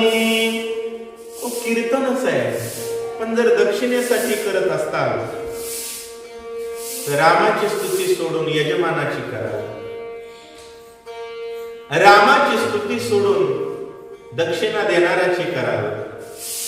आणि रामाच्या कीर्तीचं वर्णन विसरलं की यमाच्या कीर्तीत ऍडमिशन होत असते. मग त्याला महान लक्षात घ्या, लोक 5,000 जरी लोक दिवसाला पाया पडले आणि महाराजाचं जर रामाच्या भजनात चित्त नसलं तर यम महाराज आहे म्हणून सोडित नाही, महाराजाला सुद्धा पोटभर रट्टे देते. यमाकडे अजिबात सुट्टी नाही आहे. चित्त नामात नाही, तो यमाचा पाहुणा. म्हणून सांगतायत किती जरी ज्ञान असल्याचा आव आणत असेल आणि चित्त नामात नसेल, रट्टे हमेशा. जेणे व्हावी निज प्राप्ती ते वेचिले विशेष शक्ती, स्वयं लागवले निश्चिती भांडवल हाती असेना. ज्ञान स्वप्राप्ती व्हावी, देव मिळावा, ते शरीर आणि ते साधनही विकून टाकलं. कीर्तन हे देव मिळवण्याचं साधन आहे. लोकांनी ते सुद्धा विकलं. ठीक आहे, अति करू नये, मला मान्य आहे, पण टिप दिल्याशिवाय राहू नये. टिप देण्याचा एकच अर्थ आहे, कीर्तनकारांनी कीर्तनकार असावं आणि समाजाला सेवक असावा. समोरच्याच्या गरजेचा विचार समाजानं केलाच पाहिजे आणि कीर्तनकारानं मात्र कीर्तनाचाच विचार केला पाहिजे. कशाचा? कीर्तनाचाच, उपजीविकेचा नाही. उपजीविकेचा विचार समाजानं करणं गरजेचं, हे समाजाचं कर्तव्य आहे. शिवलीलामृत ग्रंथामध्ये श्रीधर स्वामींनी सांगितलंय, गुरु जर फाटक्या कपड्याचा असेल आणि शिष्य जर मोठ्या गाडीत फिरत असतील तर असा शिष्य नरकाला जातो. का? आपल्या गुरुची प्रतिष्ठा जपता न येणं, त्यासाठी समर्पण न करणं हा गुरुद्रोह आहे. परंतु गुरुनं पैशासाठी शिष्य जमा करणं आणि भगवंताशिवाय स्वतःचं महत्व सांगणं, हे गुरु नरकाला जाण्याचं लक्ष. थोडं मी अधिकच स्पष्टीकरण देतोय, कारण गरजेच्या आहेत काही गोष्टी कळल्या पाहिजे. समाजाचं कसं आहे, तुकाराम महाराजांच्या अभंगावर कीर्तन करणारे 4 मजलीत फिरतात आणि का यावर्षीच महाराज तुकाराम महाराजांचे थेट 14वे वंशज शिरीष महाराज मोरे, अतिशय ज्ञानी व्यक्ती, पैसा नाही म्हणून आत्महत्या करावं लागली. तरणा बांड पोरगा 30 वर्षाचा, लग्न जमलं होतं, पण होय हात पसरी त्याचे धिक्क जिने हे अभंग तुकाराम महाराजांचा त्यांनी डोक्यात ठेवला. हात पसरला नाही आणि समाजाला त्यांची परिस्थिती कळली नाही, समाजानं त्यांना दिलं नाही आणि त्यांनी समाजाला मागितलं नाही. म्हणजे संताला मारायची जरी वेळ आली तर समाज विचार करत नाही, दुर्दैव.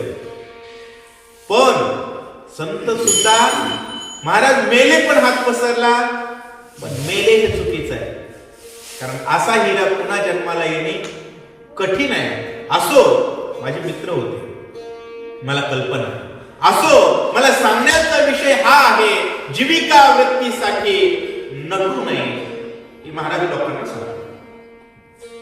स्वप्नी जोडी जे संपत्ती ते वेचिता नये जागती विषय आणि ब्रह्मनिष्ठ मनविती ब्रह्मनिश्चिती आणावं भ्रम निश्चिती आणावं स्वप्नी जोडीली जे संपत्ती ते वेचिता नाही जागृती. ब्रह्मनिष्ठ लोकांबद्दल बोलू लागले, स्वतःला ज्ञानी समजणाऱ्यांबद्दल बोलू लागले, विषयांची अपेक्षा असणाऱ्यांबद्दल सांगतात. जसं स्वप्नात पैसा कमवल्यानंतर तो जागृतीत वापरता येत नाही, तसं ज्याचं चित्त ब्रह्मात आहे, भगवंतात आहे, तो पैशासाठी जगत नाही, पैसा जोडण्यासाठी जगत नाही. आणि जो जोडण्यासाठी जगतो तो ब्रह्म नाही, भ्रम आहे.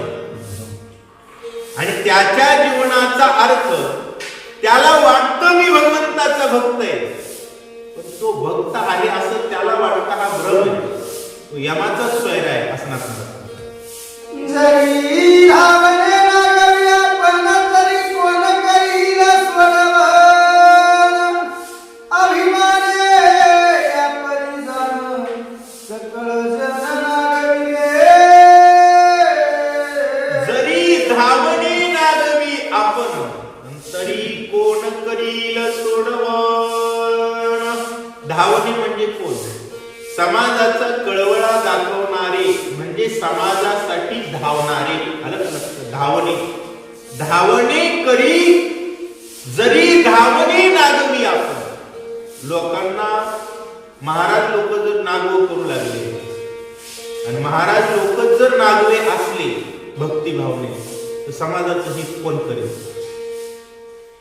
मला सांगा, कीर्तनच दक्षिणेसाठी असेल, ऐकणाराच कल्याण कसं होईल?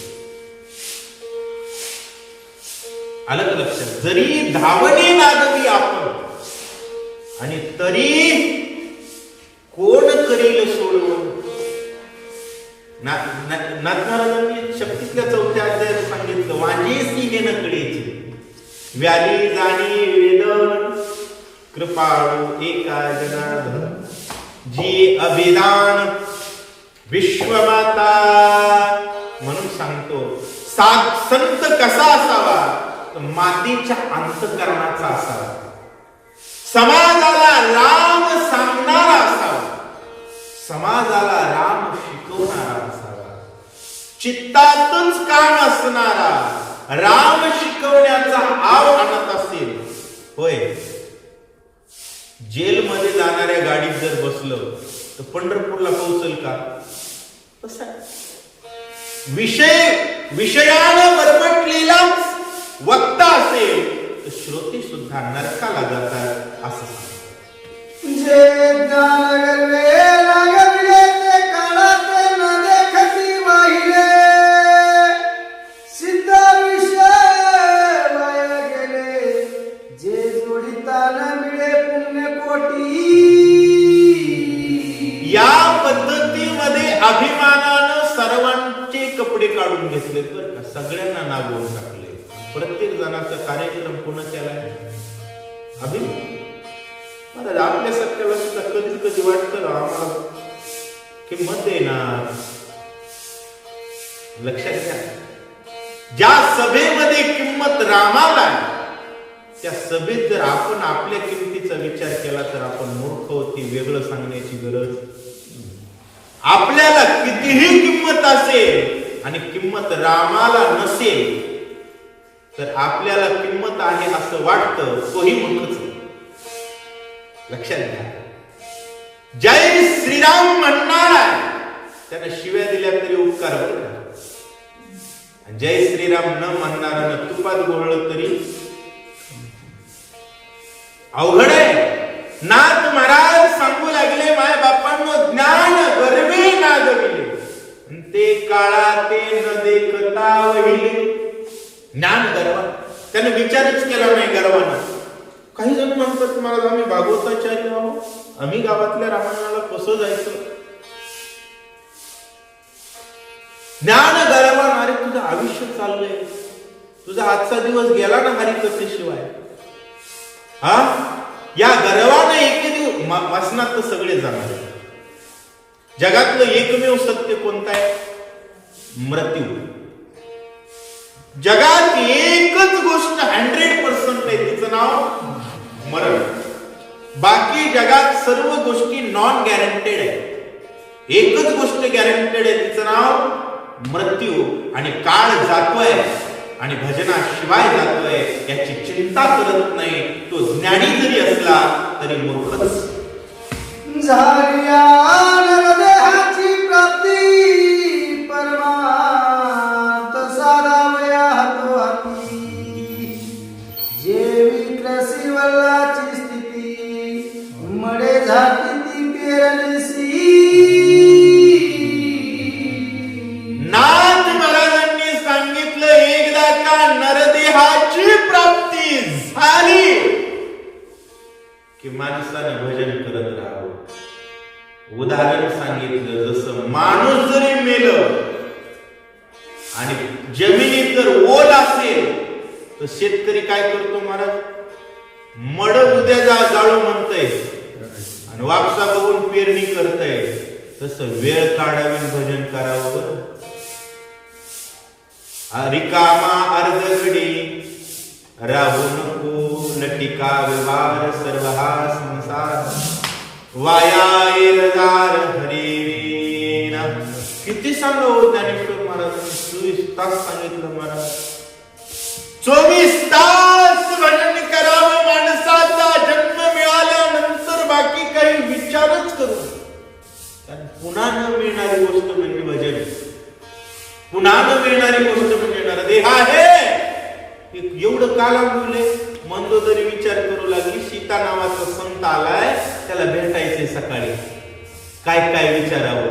आमची माणसं दिंडी जाते आणि चाड्या करीत बसलेले असते, काही काम नसते. एकूण एकाच्या चाड्या लावून गुळमट गोष्टी करीत बसलेले असते. चाड्या लावणार उठत नाही, पत्ती पिसणार उठत नाही. महाराज आला का गेला का मेला काही देणं घेणं नाही. याला म्हणावं आज्ञा. अजनी हे राहो करी न पाहे बनता काळ कृपाळू लोहे. वाह! चना चना जात आहे उत्तम आयुष्य गे होलिया. माय बापांनो लक्षात ठेवा. आज राहू द्या, उद्या जाऊ, उद्या रामायण ऐकू, उद्या भजन करू, उद्या रामकृष्ण हरी. असं म्हणलं म्हणजे काय जिंदगीतला एक दिवस काळ जाऊ द्या गडे. मामा म्हणले उद्या करू, आजचा दिवस राहू द्या, डायरीतला कट, असं होतंय का? म्हणता काळ कृपण नोहे, उत्तम आयुष्य घेऊन जात आहे. तुमचं किती ओरिजिनल आहे हो, पण त्याला काय? वेळ झाली की उचलून नेतय मला. आणि काळ विचार करत नाही. याची लेकरं लहान आहेत, 2 वर्षाची लेकरं आहेत. बापाला कसं उचलू, पेत्या लेकराच्या माईला कसं नेऊ? काळाला दया नाही, काळाला मया नाही, काळाला काही नाही. जोपर्यंत काळ आहे, जोपर्यंत वेळ आहे, तोपर्यंत आपला तो एक देव करोनी घ्यावा, तेने विन जीवा. आणि बाकीच्या संसाराचा विचार करू नका. संसार देवाचा आहे. वाहू हा संसार. माझ्या लेकराची काळजी जगाची करतो, तुझे लेकर उपाशी ठेवेल का? होय, कोणाच्याच बाळाला काही कमी पडत नाही. अवघे त्रिलोकी आनंदाची आता चरणी जगन्नाथा चित्त ठेवे. विषय ज्ञानाचा. ऐसी काळाची काळ सत्ता जाणोनी मंदोदरीच्या चित्ता. लागली अनिवार्य अवस्था जनक दुहिता भेटावया. ऐसी काळाची काळ सत्ता. जगावर सत्ता कोणाची आहे? काळाची आहे. कालचा माणूस आज फोटोत दिसतोय, फोटोत बरोबर आहे?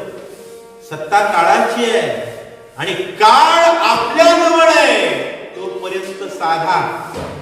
बरेच माणसं म्हणते नदी वाहल्या काय गंगा वाहल्या, हात धुवून घ्या. आणि आईची शपथ सांगतो, आपल्या बी जीवनाचा श्वास रूपी गंगा सुरू आहे तोपर्यंत रामनामाचे हात धुवून घ्या, नाहीतर रट्टे देण्यासाठी यम हात धुवून बसलाय. यम म्हणते वागा, तुला फक्त तुझी येळ येईपर्यंत वाट बघायला, पुन्हा मात्र पहिल्या बारीत रट्टे देणार आहे. विषय अवघड आहे. मंदोदरी विचार करू लागली, उद्याचा दिवस उगवणार आहे, धन्य काळ संत भेटी. संताची भेट होणे जीवनात सर्वात श्रेष्ठ काळ आहे आणि त्या श्रेष्ठ काळाचा विचार श्रेष्ठ असणारी मंदोदरी विचाराने श्रेष्ठ आहे. तप किती बोलूया, तपान श्रेष्ठ आहे, सर्व गोष्टींना श्रेष्ठ आहे. अशा प्रकारे त्या ठिकाणी सांगतायत.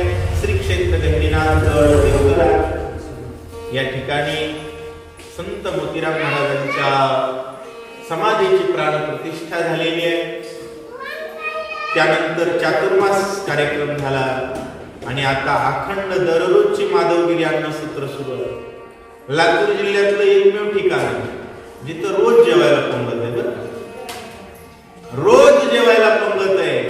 ऐकायला हरिनाम, घ्यायला खायला पोटभर ब्रह्म आहे. उदरभरण नोहे जाणीजे यज्ञ. आणि प्रत्येक गावात 200 माणसं अशी आहेत ज्यांना अजिबात एसटीला तिकीट नाही आणि 10-20 माणसं अशी आहेत ज्यांना गरिबी थोडी लय अडचण आहे. तुम्ही देवाच्या दारात या, इथं पोटभर जेवा, पोटभर भजन करा, सुंदर रामकथा श्रवण करा. आणि या ठिकाणी शूट केलेले व्हिडिओ आस्था भावार्थ रामायण YouTube चॅनलवरती सर्वांना दिसतील. सर्वांनी त्या चॅनलचा सुद्धा लाभ घ्यावा ही विनंती आहे. पुंडलिक वरदे